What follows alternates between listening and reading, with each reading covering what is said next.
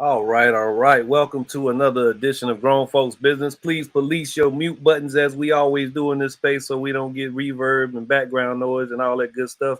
And we're going to be efficient tonight and take advantage of all these wonderful people and presences that I'm so grateful to be in. So happy holidays and glad to be back in the space because I think we missed a couple weeks. And man, I always miss just coming here and just having a good rambling, and it's enhanced by you guys present. So tonight, uh, if you've been watching the show for any period of time, you probably know tonight's topic is something that I hold near and dear, and I have had this conversation in many ways in this space. Um, but we have new things to discuss that I think are indicting of my position on matters concerning Black Americans and how we are viewed um, because of our shaping in media platforms and those who purport to represent us. So tonight's topic and tonight's title is "Why It Hurts So Bad: Black American Social Fragility and Leaders in quotation marks who let us down." And the us is in capital letters because by letting Black communities down, you're letting the whole of us down. It stagnates progress that could be made on certain matters. It causes malrepresentations and things are askew when they could be crystal clear. So I was kind of steered in the direction of this topic because I'm always coming up with something to talk about here. And sometimes things get put to the back burner. And some of the motivation for this week was around, some of you may be familiar, most of you may not. I don't know, whoever's listening out there. There was a big to do about a coach of HBCU, the all time great NFL player, Deion Sanders, undeniably one of the best football players to ever do it. Had been coaching at Jackson State, I believe, for 3 years. Jackson State is a HBCU, and he's now taking a job at Colorado, University of Colorado. I'm not a big college football guy, but he took a job at a better equipped, better funded college, which is not a HBCU, it's a PWI, a predominantly white institution, and he got a lot of flack for it. And I think it says more than just that there's a disappointment from the primarily and predominantly the Black community for him taking a better job. I think it is better to be described as, for one, showing the deficiencies that have existed in terms of economics in the Black community and why HBCUs are in pretty bad shape in certain places. And again, that the title of the show, the social fragility that Black Americans have, the seeming willfulness of our society to not be nuanced in conversations about what's going on concerning the quote Black unquote Black community. It concerns all of us. I'm glad to have space here with some people I think very highly of. I consider them family, and they're white. But I like to think what may be of concern to me is also of concern to them. So if there's something that is affecting me, I like to think that by extension it's affecting them. So I can have the conversation around Black community, white community, whatever community, but we're all in this community together. And my well-being, I hope, is also centered in their existence, just as well as theirs is in mine. So I say that because the representations, the false leadership that we witness in terms of Black Americans in the media is appalling. And I know that my white allies, family see it just like I do. So I'm going to stop right there and better crystallize this by saying I have absolutely no problem with Deion Sanders taking another job that he wants, feels like he deserves, earned, or what have you. But what I do have significant issue with are those in media who are tasked with responding to something like this, and they're Black. And their response is in the realm of something that is nonsensical when you consider the whole of the Black American experience. So I'll say this before I play the clip that I think gets us started, because some of my animus was for Shannon Sharpe, who is another NFL great, who went on his show to not just defend Deion's decision, but to articulate his personal experience in not prioritizing HBCUs as his college choice, which is fine also. It is the way he articulates this point in public for all of us to see on this show, sitting across from a white guy named Skip Bayless, who challenges him on explaining who's the they he's speaking of. This is my problem. Don't mischaracterize anything I'm saying around who should be loyal to where and what job they should maintain and hold. It is purely about the way issues that are affecting the Black community are communicated in the public sphere and who's communicating them. And I have to label them as some kind of leaders because they're in that space and they're purporting to represent something that they seem to have a problem really representing whole. So with that being said, I'll play the clip of Shannon Sharpe's response to Deion's hiring. I'll play a portion of it, but I'll still give it context. It's about 3 minutes and some change, so that'll better give us an idea of what we're here to discuss. But there's other leaders I'm going to ask about also. So let me go here. And that's not the right button. I think they changed something here. Yeah, here we go. Share screen. Right here. All right. Here we go.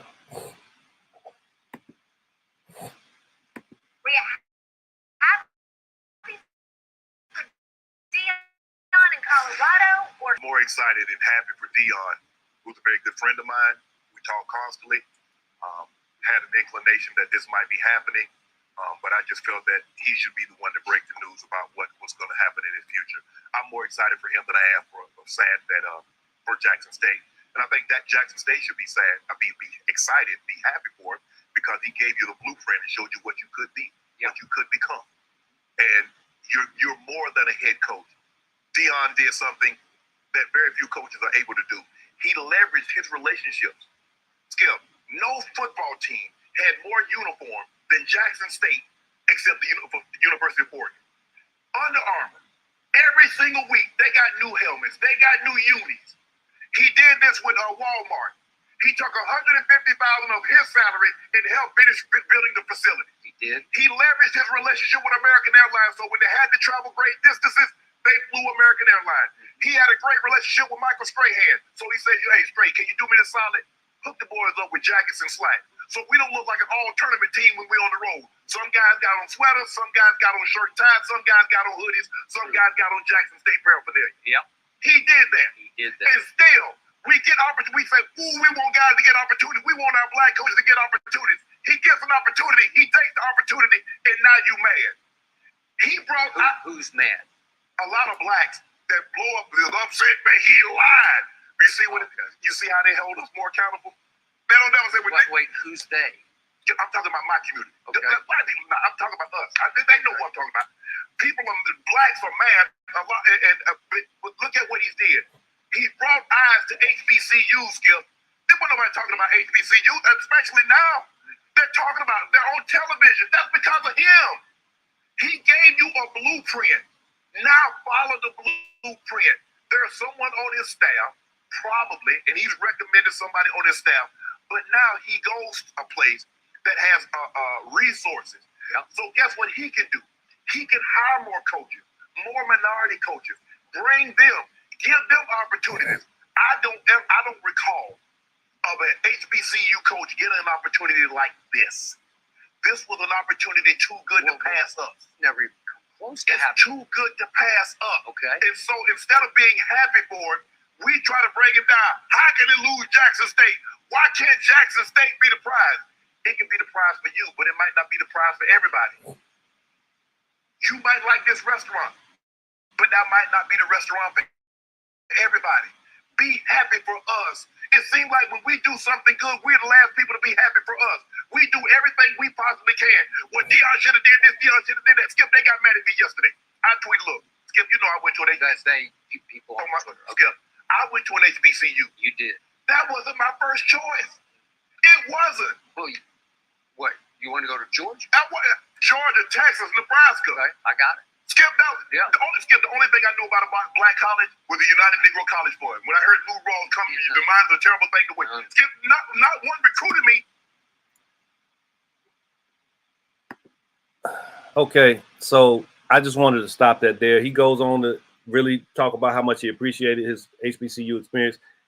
This is not about that. I am appalled by his presentation on a platform for the world to see that he has to stumble and bumble and say what he means by they, because the dude Skip is like, hey, who are you talking about when you say they, and things of that nature. And this obsession in his comments about materialism. Oh, he got all uniforms and he got this, he got that. That shows you the deficiencies at this school and what the black students could not afford on their own merits.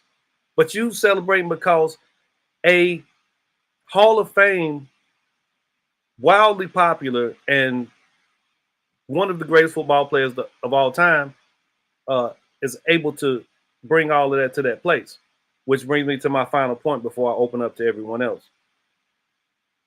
What kind of blueprint can a person like that leave without them being a part of the building of it? There's no way that you can say he left a blueprint when he is required in the space that he occupies, the space that is being occupied for this thing to be built. He is the key ingredient. What blueprint could be left by Dion without Dion being included in it? That's, all of those wonderful things are going to now be at a college that can afford to pay a salary to him and for him to have better competition. Congratulations, go on. None of that's my point. I'm talking about this guy sitting on a national platform, speaking as passionately as he is, without no rebuttal, no nuance, no context that is inclusive of the community that he's sitting up there saying they, them, they came for me, and all this other stuff about. That's highly problematic. There's a conversation. There's not a one-sided, I sit on a desk at a desk across from this other guy. We just debate all day. And I get to be the black guy that says he represents everyone or acts as if he does, but then can't even articulate or have a nuanced take on why people got upset with him for saying HBCU wasn't my choice. Have a nuanced take on that, because everybody's not a top 5 athlete. So I'm gonna shut up. I hope you guys know a little bit more about the situation, Merrill. I know you do. I'm glad you were able to make it tonight. So I hope you guys know enough about what I'm trying to articulate here. If you have questions, come back to me with them, and we'll figure it out as we go. But given what you know, and this is the first question, I don't have many because I think this is going to be more of a discussion. I want to make time for you guys to really get thoughts out, because I want to hear especially an answer to this question. Given what you know, on a scale of 1 to 10, how would you rank Black American leadership in the public sphere? By leadership, I mean those who articulate points centered on the Black community, who speak on things on TV shows, on broadcasts. But how would you rank it?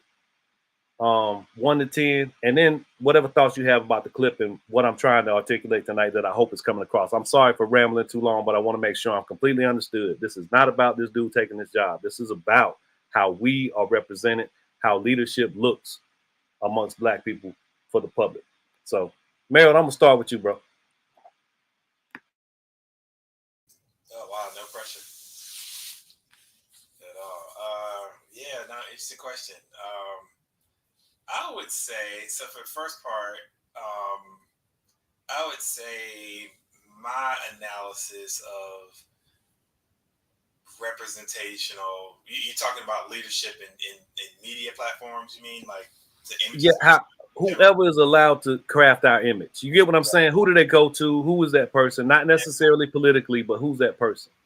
Yeah, I mean, I actually think there's a lot of texture and diversity and varying levels of like,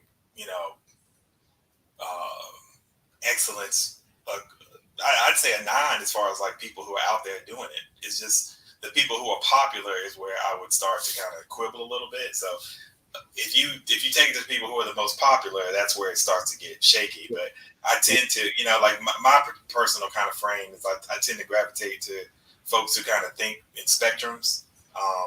Can you adjust your microphone some? Somebody said it's hard to hear. It's a little echoey, but it's all right. Okay. Let's see if I can grab it's not, I can hear you fine, but I want to.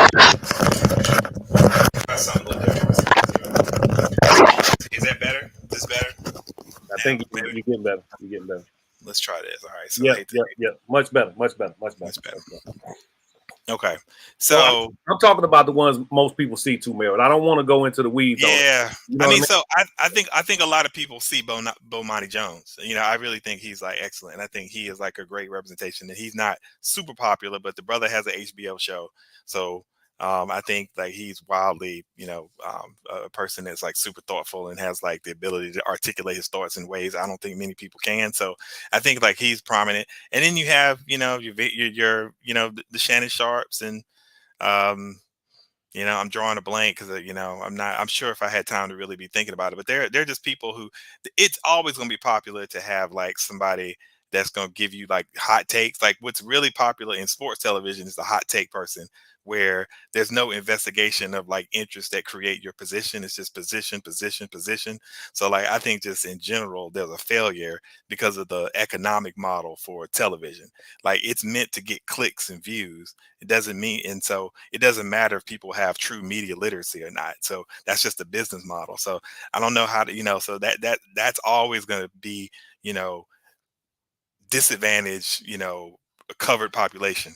You know what I mean? So that's where we struggle. But like, there's Bomani out there. There's I'm trying to think of Howard Bryant. I mean, there's just some really, really great folks out there.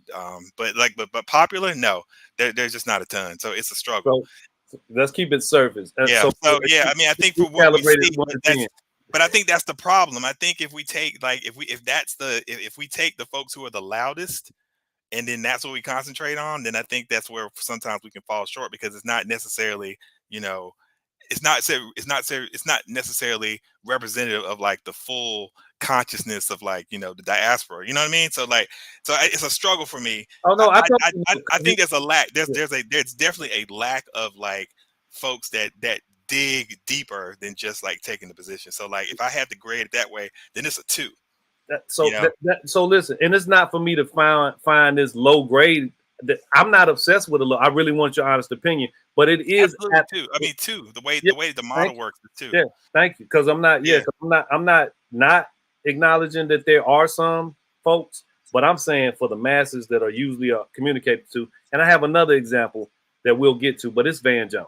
Very problematic. We'll touch on his problematism in just a moment. But I want to get through the space and the place. Appreciate that.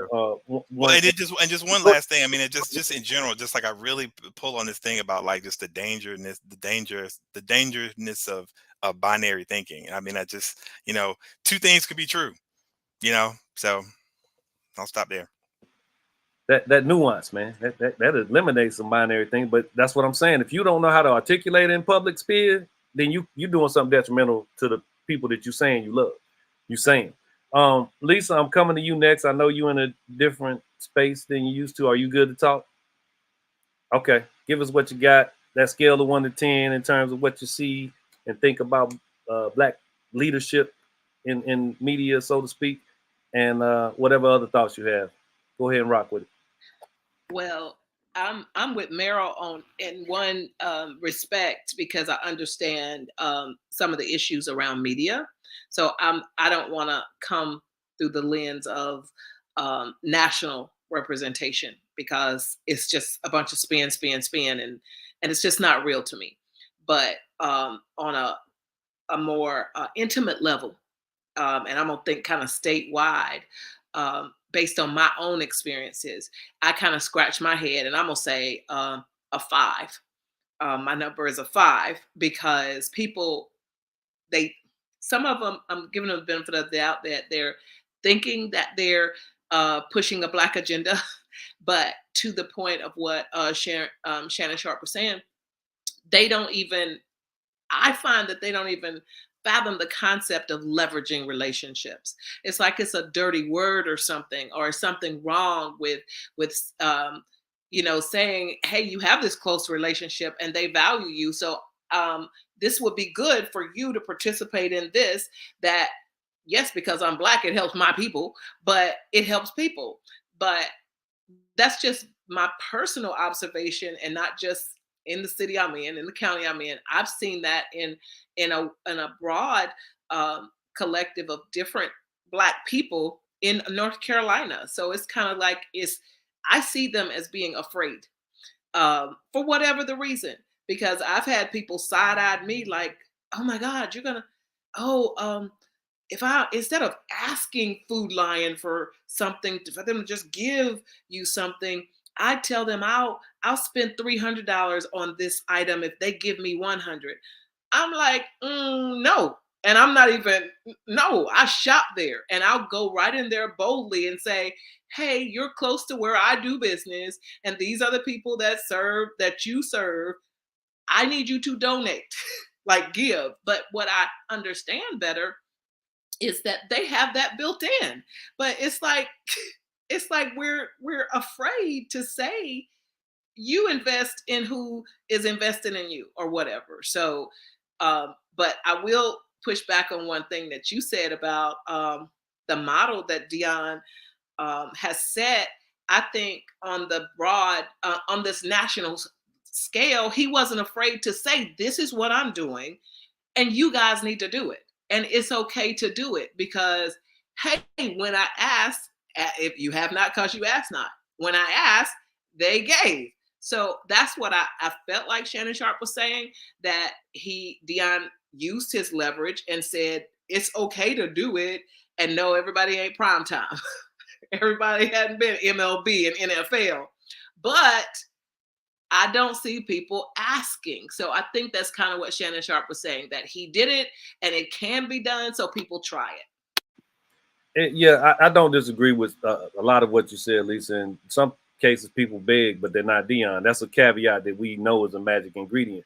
And to your other earlier point, Meryl, I literally made the comments that I made about the individual that Dion is, and then I was talking to Steph actually, and then get off the phone with him, and I saw Bomani's spiel, and it's pretty much in my lane to a 90 degree, but there's still a social responsibility that we skirt from time to time, and it doesn't have to be skirted. It can be unpacked by you literally, saying who you actually are, and to a high degree, and moving accordingly. Be your whole self in certain situations, but don't also purport to be something else. And then as soon as something changes, you don't want to talk about that or none of this stuff. You just want to be celebrated and let's move on. And that was kind of an issue too. But the bag is not always the bag, bro. That's another thing. We just so obsessed with wealth, that don't make no sense.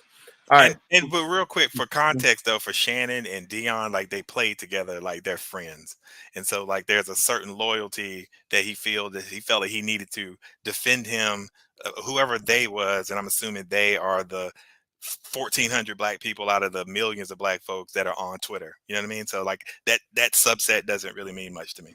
Yeah, his bias is duly noted. I got that they're friends. We know that they're brothers of the NFL, whatever. He communicated that. The issue with me is, okay, you're biased. You should not get to platform yourself and be the only voice. You get to talk down to everyone else, and the rest of them are Twitter fingers. So if you're really about it, bring Bomani Jones onto the show for that debate. You get what I'm saying? Where's the balance that we used to celebrate, and articulation of the opposite viewpoint? Because Skip ain't gonna have that. So anyway, Jay, coming to you next. I'm saving you bookends on the end on my screen for the end, because I got another caveat I'm gonna throw in for you guys. But go ahead, Jay. Scale of 1 to 10 and all that jazz, and what you think about what we talked about. This is a trigger for me, all of this. I hate it with a passion speaking on this.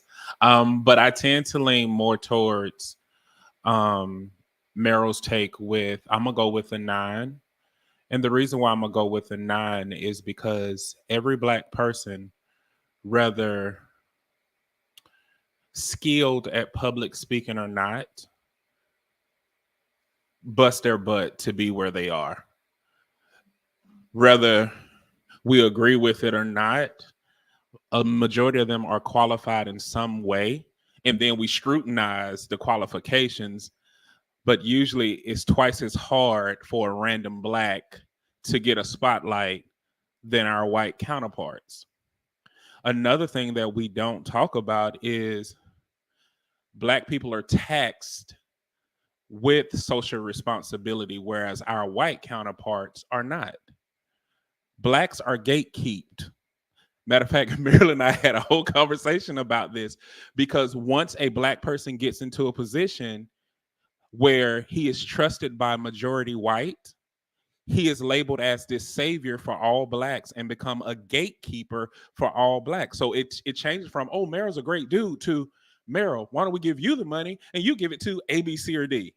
Felton, why don't we give you the money and you can give it to A, B, C, or D? It's so many gatekeepers out here. And so these Blacks are positioned. So I do agree with Lisa. Some of them are scared, but some of them, majority of them, have been forced to be gatekeepers, and they know if they say certain things, it's not just about their livelihood, but those that they're serving gatekeepers for, and it sucks. Now with the Shannon Sharp whole take, this goes with social responsibility. If he was a white man, he could have spoke as an individual. But unfortunately, Blacks still in 2022 have to represent a people. We don't get the luxury of being an individual and having an individual thought. Whether we like it or not, no matter what we think, constructurally, when people look at a Shannon Sharp, they're not going to look at that and say, oh, that's his take. They're going to look at that and say, look at it, the Black people can't get along. Or these are how the good Blacks think. It's so many different things that are taken from that unfortunately we don't have a luxury in America to just be human, and nobody talks about that. We always have an extra layer that we have to navigate through. So this is extremely frustrating. Yes, he said that was his friend, so we already knew it was going to be biased. So we couldn't look at this and say, Shannon, okay, that's just Shannon speaking. We immediately go to it. This is a celebrity. This is this is that, because this is the pressure that Black people face. When a random white person say that, we be like, oh yeah, he just said that, blah, blah, blah. But when a Black person said, a Black person is held at a higher regard for what come out of their mouth than our white counterparts. That's how I feel about it. A lot for me to respond to, and I know the time is of the essence, but yeah, bro, there's some things. And for one, let me make this point clear. Bob, I think you can definitely back me up on the fact that I literally just said something almost identical to what you did in regards to gatekeepers, but it was about the elevation of certain individuals this morning at a meeting we had with some people we meet with on Thursday mornings. I literally said something very similar to the positioning of one, and that's the guy that's tasked with the representation. And they, sometimes they raise their hand, sometimes they pick, but yeah, they get to withhold or hold the resources and do what they want to some capacity. So that, yeah, they can be terminalized as a gatekeeper to a degree.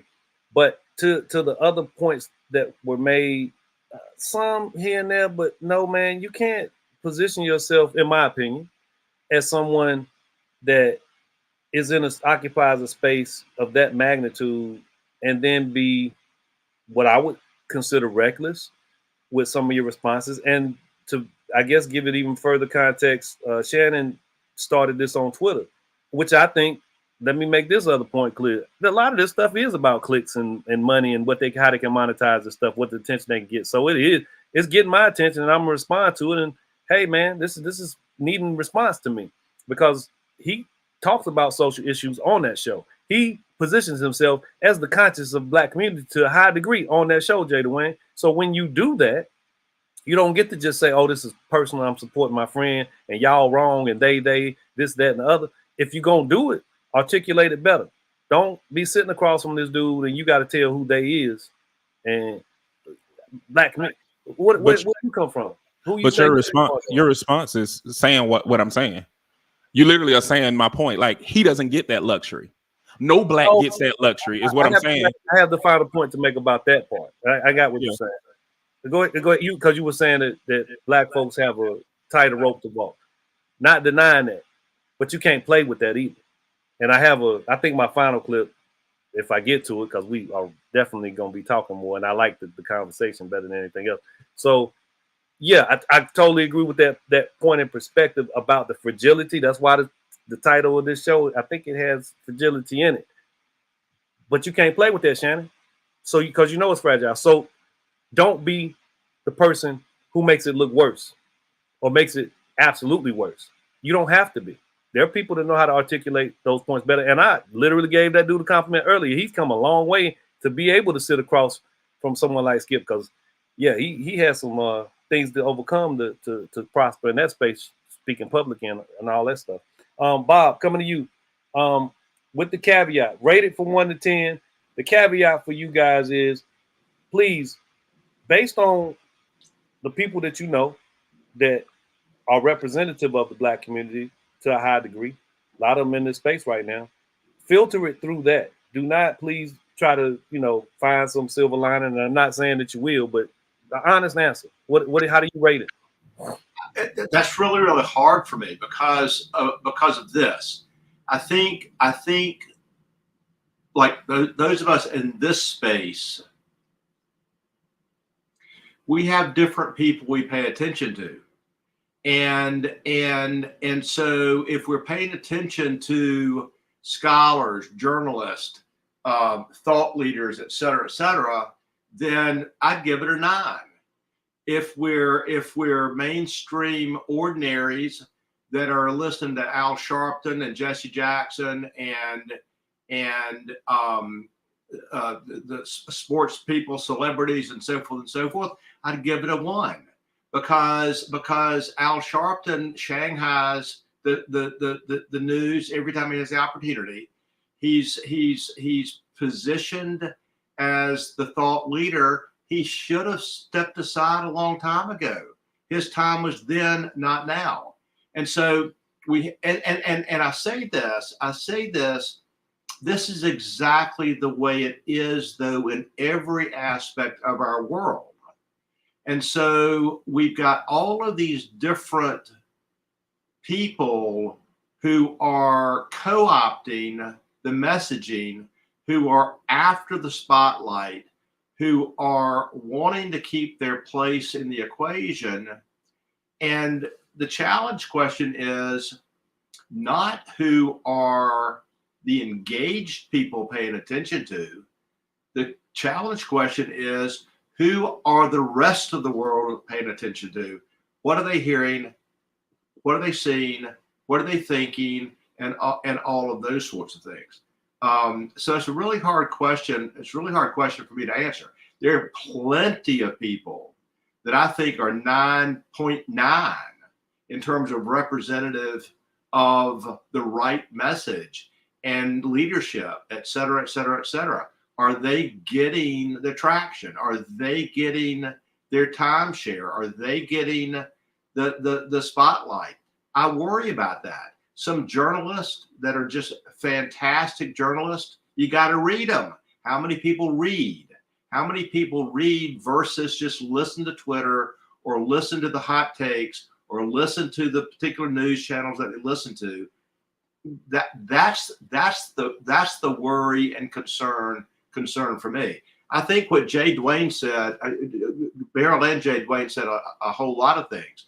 Meryl made the comment about the loudest. I think the loudest is who so many people listen to on so many fronts, not the people that know what they're talking about, just the people that are the loudest, the people that have, for whatever reason, gotten the media's attention as the go-to. Whenever this topic comes up, they go to them. Whenever that topic comes up, they go to them. So they have the loudest voice, and they're heard more simply because they're loud, not because they have any sense even, much less any good insight. Jay Dwayne was talking about, I think he's right. I think that it's easier for me as a white person to say whatever the hell I want and it be heard as me saying it, I'm not speaking for a community. And yet when a black person is sitting in front of an interviewer talking about this, that, or the other thing, they're speaking not necessarily because they're saying they are, but because the audience is hearing them as spokespersons for the black community, as if there is a black community. And I think it's all just so terribly problematic in so many different ways. You've got this situation where the guy's like, he's taking another job. Okay. Criticize him because of this, criticize him because you're damned if you do, damned if you don't in many circumstances, because some crowd of people think you need to be the savior, need to be the sacrificial lamb. Others feel like you need to be the guy that represents the opportunity. Others think you got to get it for your own self, because if you don't get it for your own self, nobody's going to give it to you. And then they're criticized when you get it for your own self. People get it for your own self, and then they don't share it. They don't carry people forward. I just think it's a huge problematic situation. Okay, yeah. So I appreciate you, Bob. Great comments and observations. I'm gonna get around the space. I want to say this to clarify if I wasn't clear. The whole point of this is the vulnerability and the fragility of the Black Americans that occupy this land. And when you have a platform, if you allow for further exploitation of those already vulnerable, most vulnerable people, then I have issue with it. It is not at that point you carrying some mantra of every time you speak, you represent the Black community. If you have put yourself in that position and occupied it in a way, that's who I'm talking about. I'm not talking about people that go on talk shows and get to talk about the last movie they just shot. They're not representative of the Black community in my mind. They representative of the movie they're trying to sell. I'm talking about people who speak on social issues concerning Black people, including this one, and then do it in a reckless way and just willy-nilly without no balance in the conversation, no nuance. We're talking about people as if it is a level playing field, and we just have these prejudices when we notice a Black person talking. Hold on, Bob, hold on. There's a lot behind the experiences, and we ignore so much of that to just say, well, if you want the bag, you want the bag. And if you want to say he should keep the job, keep the job. Nobody's saying that what he did, I'm not saying in this space, what he did was right, wrong, and different. I'm saying that there's a group of people that he comes from, that he purported to represent to a high degree, and a lot of the things he communicated during his time at Jackson State, that have a right to be hurt. They have a right. All of that stuff that we talk about, and Jay, that you're mentioning about how, the composition of us as a whole in this nation and how we are affected psychologically and physically and all those things, we should make just as much consideration and breath for this group of people who are just hurt and discouraged, not because they wanted a savior or a Christ-like figure, but they need repair. We need repair. The Black community needs repair, and it's totally disregarded, overlooked, and it's exploited by all parties, everyone. Go ahead, Bob. I'm just going to make two comments. Number one, I think Black people are in a damned if you do, damned if you don't situation.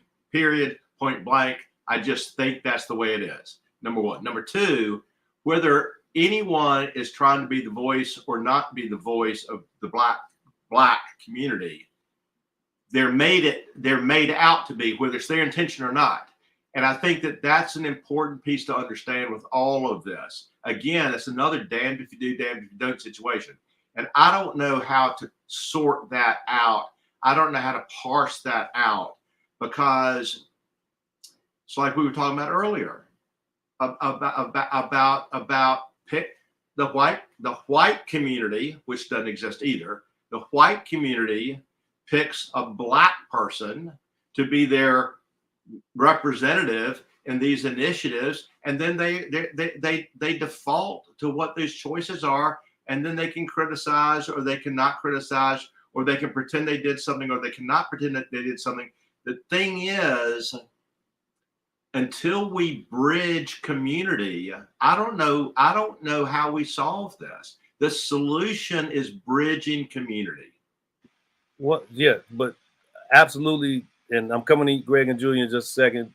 as much as bridging communities, the solution, there's also a lot of work in building of understanding, and that's where I'm here. That's what I'm here for, and to be totally clear and transparent and get you guys' take on certain things. And again, I will just lay this out one more time, just for have to be clear on this.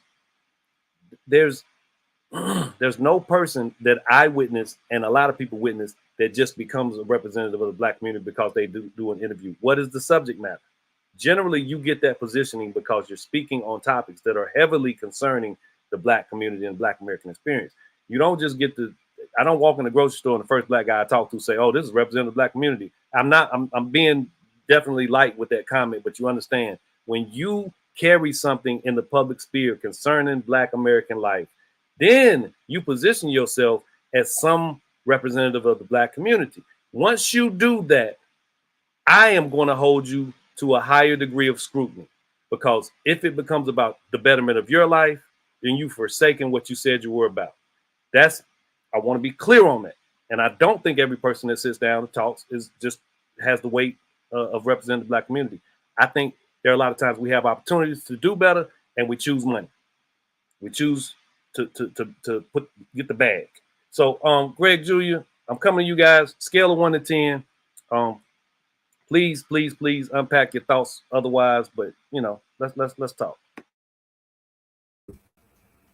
Okay, I'm going to stray, right? And then we'll let Julia pull it back in again. Sorry. Merrill, good to see you, my friend. And all of our friends here tonight. Good to be with you. This is kind of interesting. We're talking about leaders and leadership, and we almost talk about teams. People divide up and they choose teams. And that's divisional, and that's separative. So right there, we've got a problem. If we're looking to personalities and leaders, we're already dividing up into teams. Okay, game's over. No progress. Foul. Let's go ahead and call it. Felton, you used an interesting term, need repair. That's an interesting notion, need repair. We all need repair. Humanity needs repair. We're under repair. The roads are always under construction with humanity. The orange cones are out. The delays are there.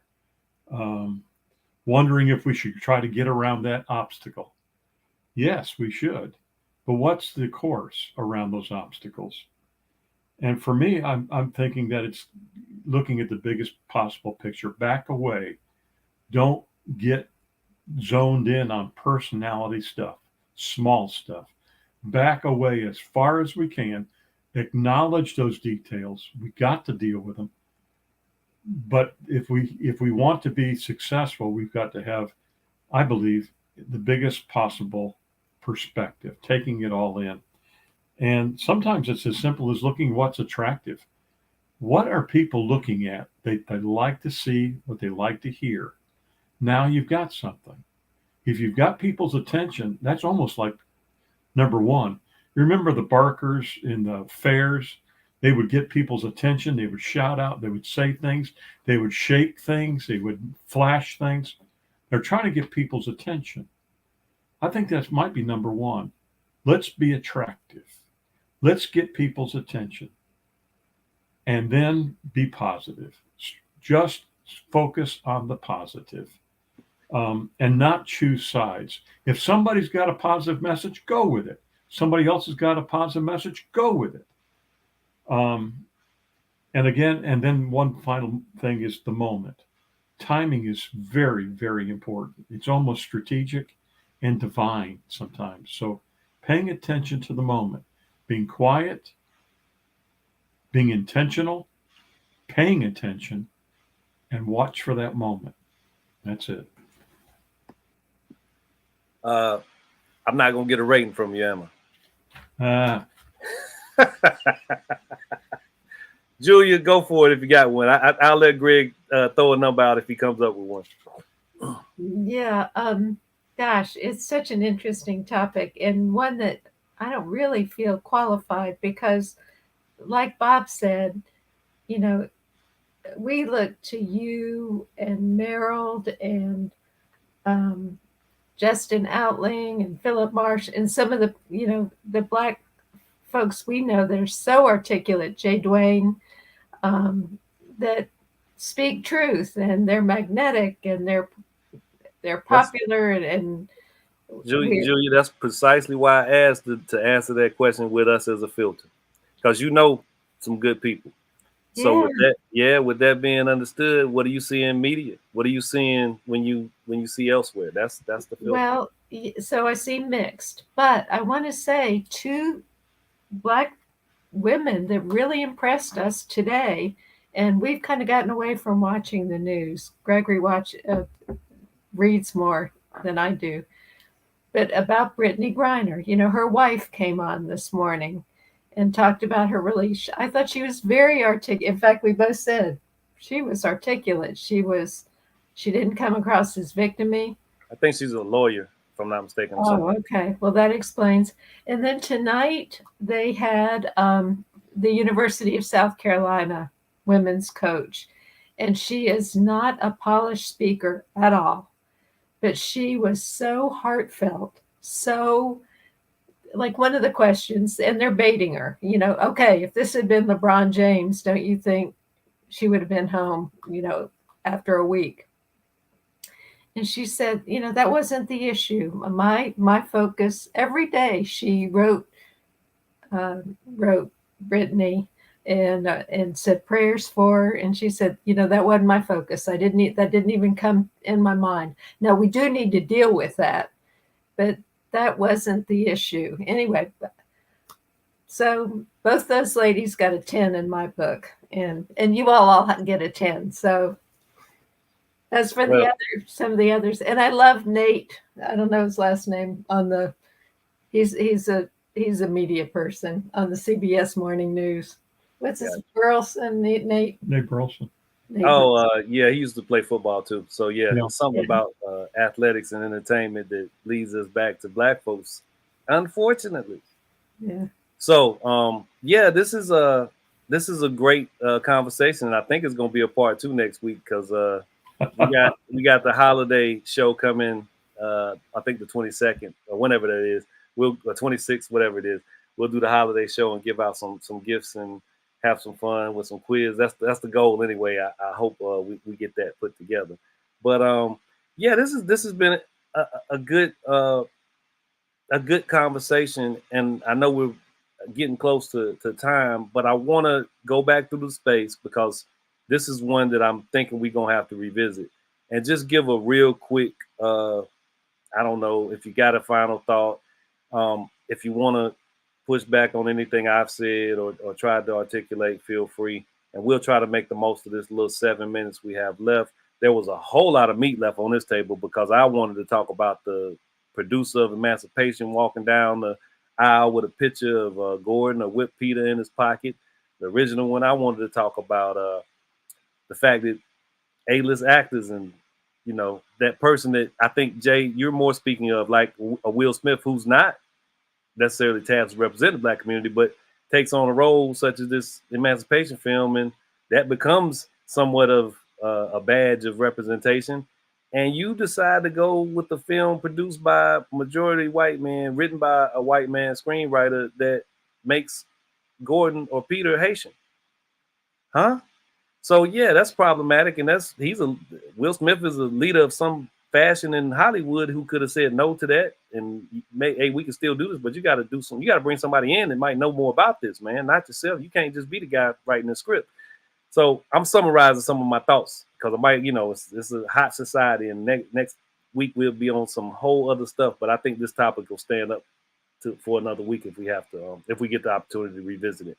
So anyway, didn't even get to light into Stephen A. Smith either, so I'm sorry. I just missed out on the opportunity to do a whole lot of things. But anyway, I want to go back around the space really quickly. Let's maximize the time. I appreciate you guys. I really do. Greg and Julia, I'm going to start with you guys. Just give me some final thoughts. If it's just a hello and good night, I'm fine with it. But just anything you want to share that you didn't get opportunity to. How about appreciating the moment? I mentioned moment earlier. How about appreciating the moment? this moment. Felton, I appreciate these meetings. Thank you. And I appreciate everyone here. These are special moments. I hope this is not just talk. These are special moments. Let's hear it. Let's feel it. Let's know it. And it may not be the answers. We're not looking for answers necessarily, the final answer. But this is good. And that's something I know. This is good. And the fact that we're talking about it and discussing it. I will say one thing is it Deion Sanders? And that some of his criticism was that Shannon Sharp or Deion Sanders. Let's make sure we're talking about the guy who took the coaching job. Yeah. Deion Sanders. Okay. Yeah. Go ahead. So that he wasn't leaving a blueprint. Well, I somewhat disagree with that. He was an entrepreneur coach, and he did use his connections and leverage, but he's showing what can be done. And so whoever comes to take his place, and I know that wasn't the issue, but I thought he was a great coach. And I think he's going to be a great coach wherever he goes. And I think he did a lot for the team that he played for. You know, he taught them manners, how to dress, but a lot of coaches do that. You know, the Clemson football coach does that, you know. That's a high level norm, and HBCUs have been serving that purpose for a long time, Julia. He was able to get resources that the school could not get otherwise because of who he was primarily, prime time. So let's talk about that in the total context it deserves to be, and not throw in this, oh, he did it, he showed us how. He was somebody special that did it. There's people that have been trying to do it and doing it. And I'm going to celebrate the people I know who've been doing it. I will say this, I will name drop. This is just for full context, and it's not asking for somebody else to be as attached or celebratory of their community as this guy was. But one of my favorite professors, I won't say his name, but he knows who he is, could have been at any PWI. He could have been Deion and went to UNC and taught, or Duke or wherever. That's how great he is. But he made a conscious choice to stay at North Carolina Central University. Not saying you have to do that, but don't trick me and don't trick others, and don't value when they are hurt. Don't devalue when they are hurt by certain actions. You can talk about it. He could come out and say a whole lot of other things besides he's somewhere else now and they got a blueprint. And he didn't say that. Again, I'm not villainizing the guy. I just want to make it clear. He is a special person. This dude is one of the best football players to ever play. And that comes with a lot of cachet, a lot of rich friends, and a lot of people that don't mind investing in you. It wasn't about no negotiation. It's a phone call for him. That's all. I'm sorry to cut you off, but I had to get that point out. Good. Did you get your final point in? I'm sorry, Drew. I did. We're glad to be here, and I think this is the kind of thing that could make a difference. Means the world to share this time with you guys also. Thanks for the wonderful comments, Greg. Appreciate you, and thank you, Julia, always. I definitely hold you to in very high regard. Jay Dwayne, go ahead, man. I know you're getting ready to light me up, man. I'm sorry, man. Whatever I did. No, I just want to highlight that this particular episode, there was some type of I guess some close offness, because this is something you're very passionate about.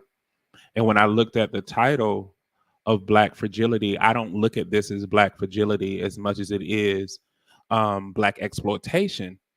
And one of the things that I wanted to highlight more than anything is, because we have such strong stances as Black Americans, the pressure is not something we decide. I think that's where people mess up a lot of times.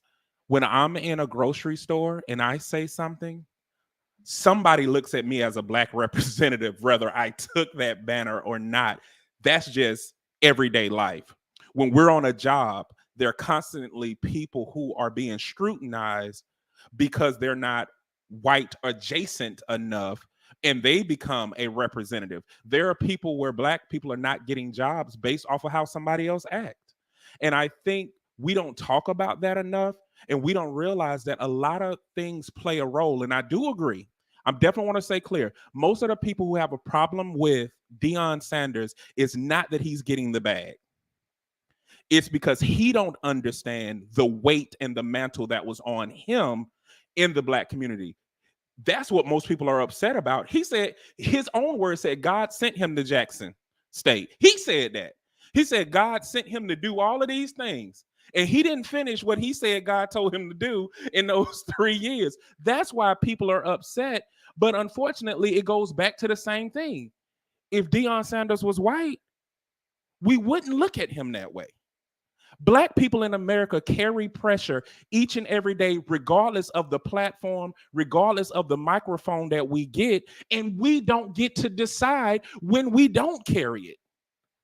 Somebody is making a decision off of you right now. Somebody is making a decision and we don't even have jurisdiction over it. And it sucks. That's the part that sucks about being Black in America, is that we can't even say like, yo, I want to take off my black jacket today and just be a human, please.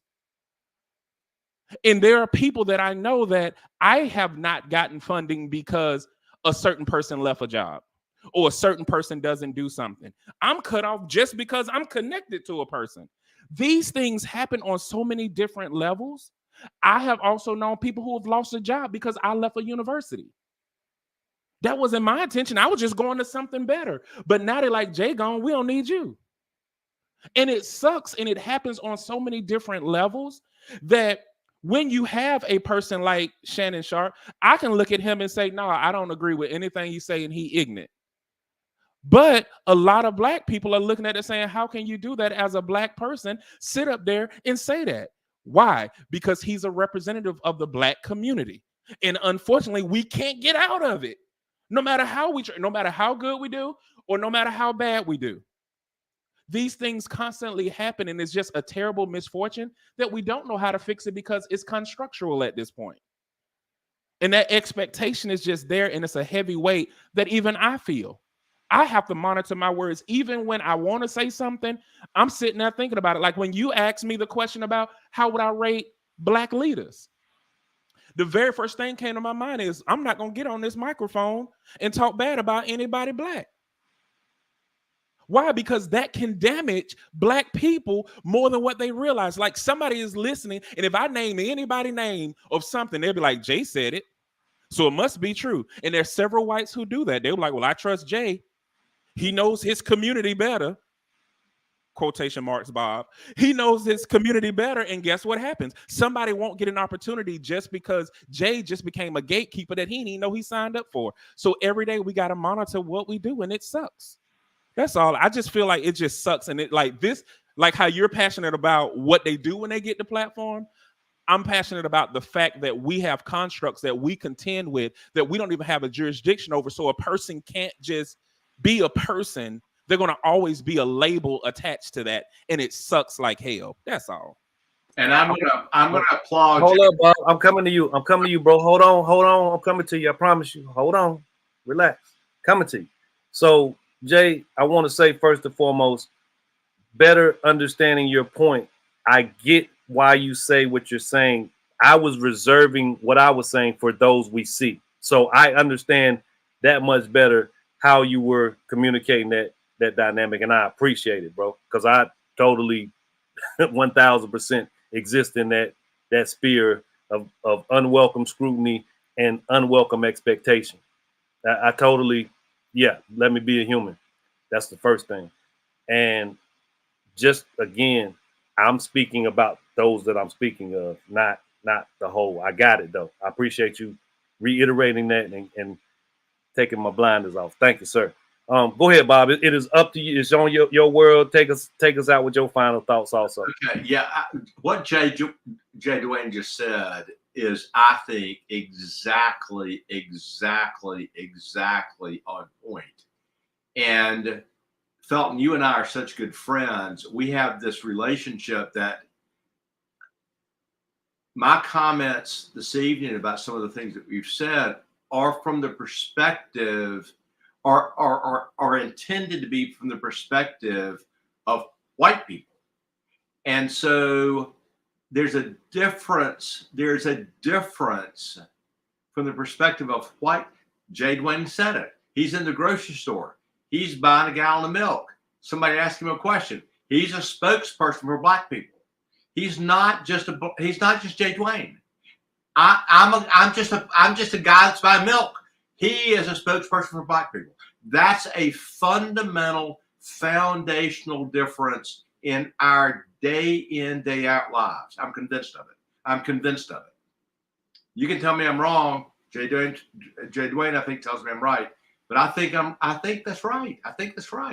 No, I literally, what I was saying to Jay in response to Jay Dwayne, better understanding that position. I'm speaking about what I was speaking about, Bob. That's where my mind resides when I'm having a show about a specific thing.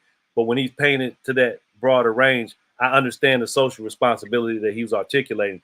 However, I will say this inside of that, that is an internal thing that some people deal with very differently. I'll say it without saying it. You've expressed some things in this space that I counter, and that's purely on an individual subjective level. So we can go back and forth about that, but we won't completely understand both perspectives. And yours also, Bob, is what I'm saying. I got where you guys are coming from. I'm speaking about the people that we see that I'm saying are the leaders that are pushed in front. That's why I wanted the rating. And I appreciate the fact that I got ratings for mostly everyone. So before we get out of here, because we got to go, I'm going to let the CEO take us home. And then we out of here because I like going overtime. I love it, actually. But, hey, man, it's always going to be more to talk about. And I really think we're going to have to run this back. Meryl, take us home. What you got, man? Yeah, I appreciate that. Yeah, no, and I'm glad to Gregory, you saying like appreciating us just being able to have the forum. Like I feel like I wish I could join more. I'm just in service to a lot of rural communities, and just it's always a conflict a lot of nights. But I'm glad I was able to join tonight. Um, yeah, so I'll try to be brief because I know we're trying to close up. I felt one of the things that you said that resonated with me as you and Jay were kind of talking a little bit about like how representation and how one of us is all of us, that kind of like piece, and even to what you're saying, Bob, where I, I think I think in a lot of cases for Shannon Sharps and the Nate Burlesons and the Emmanuel Achos and a lot of these athletes and kind of folks like they do choose and they relish in like being able to be the spokesperson for people. They may go about it different ways, but there's something about where they just like wear it on their chest and like, because I'm either this really positive person that people are going to align to, and there's to me like this is kind of crass, but I think about like predominantly white audiences that consume this. There's like two types of white folks. There's people just happen to be white, and then there are people who like believe in like whiteness. And so like that second category of white folks is like are the folks that like drive a lot of this contention and fussing and fighting and run up on the Capitol. But I do want to continue to have this conversation about Deion Sanders, because I do not begrudge him at all for taking the job. But what I do have issue with, I make a judgment that he is not a genuine person. He is a character. He created a character to make a lot of money. He has a value on financial gain, and he, to me, is very similar to Creflo Dollar in a lot of respects, because he's a show and he puts it on and he's got the charm, and I'm gonna make black folks act right and get a job and pull your pants up, and that stuff plays to that second group of white folks, that like believe in whiteness and like you better toe the line, and then all of the older baby boomer black folks that just had to survive and keep the head down, they're gonna get killed. Like that stuff resonates with them, and that stuff is popular, and that becomes like, this is how folks are supposed to act. You guys are supposed to act like this, and he represents that. That's the part. And like you said, Jay, he said, God's bringing me here and I'm going to support and create an environment to where HBCUs can have all the great black talent and be able to compete. But every single thing that happened at Jackson State was to the benefit of Jackson State and Deion Sanders. And he took a job. Can't begrudge the man for taking the job, but it's the presentation and the story that was told to sell, and all the other things that he did to individually support a Black institution, and that's good enough. So if one of you guys is getting something, then all of you, rising tide lifts all boats, that type of mess. Like, it's frustrating. So I really hope that we get a chance to kind of dig into that, and then this really deep conversation of what makes something better, and when we talk about somebody elevating, what do we really mean? So, man, great. So we will return, and Mary, you got to make room for us next week to continue this discussion. I'll say lastly, and I'm appreciative of these exchanges of ideas because we get further together. Meryl, you literally articulated in a better way what I was trying to explain. I'm talking about those who, as you kind of said, I'm paraphrasing, poke their chest out and say, I'm gonna speak on this stuff, and look, I got what it needs to be said and talked about, and I'm gonna popularize myself based on that. Ochoa is a highly problematic character, first generation Nigerian who had the nerve to write a book and do a show called Tough Conversations with a Black Man. What you know about being a Black man? You a Black American man. Let me say that part. You exploitative, problematic words I will not say in this space person. So yeah, that's exactly how I was trying to articulate that. And Jay and Bob, your observations are right. It's just I was occupying the space of the people that I was trying to talk about here that take that. I am this person. I am every Black person to make some money off of it, to be popular. That's damaging, and that speaks to the fragility. Jay, you got something you want to say? I hear myself. I just want you to give us disclaimers when you start these things, because you did this last time, and we were like, I totally looked at this differently. You better frame this better. We need to know what we looking. That is the literal. That's the real fun of the show, is like building the ship as we set sail. But this was a complicated one. But I think if you like, the fragility part is literally what leaves us so vulnerable for exploitation. Jay, they're not disassociated. That fragility I'm speaking of is enhanced and encouraged and all that good stuff. But we don't get to have this great conversation, and I don't get introduced to things and ideas of how you process it without us being here. So very seldom do I preface. Sometimes Bob will catch me and say, "What's the topic?" He gets thinking about it before anybody else. But most of the time, I try to save it for us to send out, for me to send out, for us to send out, and it to just be something we get to come here and unpack, man. And I had a comment that was, we need a roundtable discussion. So I wanted to say something about that real quick. Yeah, like, I would love to, and I would love to have us all be gathered in one place. I will feed us. Let's have a meal come up there too. Yep. And let's record that meal conversation. Let's do it. Let's make it happen. So let's have a high level production of us smacking on food. Whoever's gonna record gonna have to have some good mics, and they're gonna have to have some good editing skills. That's where it all takes place, in the editing room. So we might need to be drinking while we're talking and not eating. So because I know I'll be like, yeah, that ain't what we want. Hey man, I appreciate you guys so much, and I'm definitely on board with that. That goes without saying. One of the best grown folks business we did really quickly was at Greg and Julia's their home space and that at the airfield. That was a great time. We had a wonderful time sitting in that circle. And if it's somewhere else, let's do it again. Go ahead, Greg. You got something you want to say? I'm just going to say we're going to leave the light on for you. Love it, man. Love it. Yeah, we're always. In fact, the group here at the airport has always.